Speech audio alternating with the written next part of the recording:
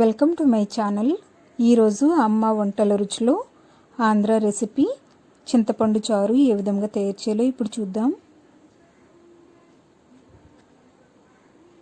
ముందుగా ఒక బౌల్లో చిన్న నిమ్మకాయ సైజ్ అంతా చింతపండును వేసుకొని అర గ్లాసు వాటర్ వేసుకొని రసం తీసుకోవాలి. ఇలా చింతపండు రసం తీసుకున్న తర్వాత ఇందులో 4 గ్లాసుల వాటర్ని వేసుకోవాలి. తరువాత పావు టీ స్పూన్ పసుపు, పావు టీ స్పూన్ కారం, 1 టీ స్పూన్ నిండా రసం పౌడర్ని వేసుకోవాలి. తరువాత 1 టీ స్పూన్ ఉప్పు, చిన్న బెల్లం ముక్కను కూడా వేసుకోండి. ఇది ఆప్షనల్, మీరు కావాలనుకుంటే వేసుకోండి, లేదంటే వేసుకోకుండా కూడా తయారు చేసుకోవచ్చు. బెల్లం వేసుకోవడం వల్ల టేస్ట్ బాగుంటుంది. ఇప్పుడు దీన్ని బాగా మరిగించుకోవాలి. ఇలా మరిగించుకున్న తర్వాత స్టవ్ ఆఫ్ చేసుకొని పక్కన పెట్టుకుందాం.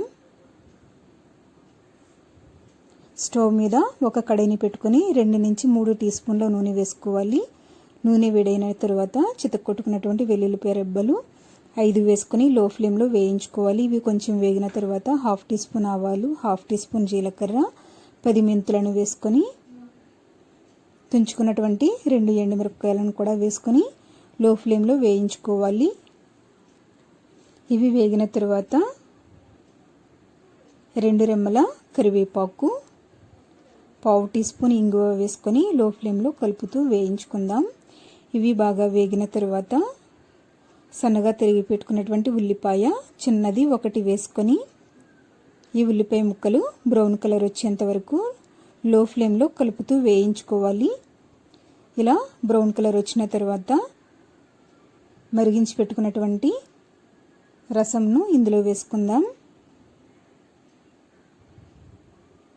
తరువాత తరిగి పెట్టుకున్నటువంటి కొత్తిమీరను కొద్దిగా వేసుకొని స్టవ్ ఆఫ్ చేసుకున్నట్లయితే వేడివేడిగా చింతపండు రసం రెడీ అయ్యింది.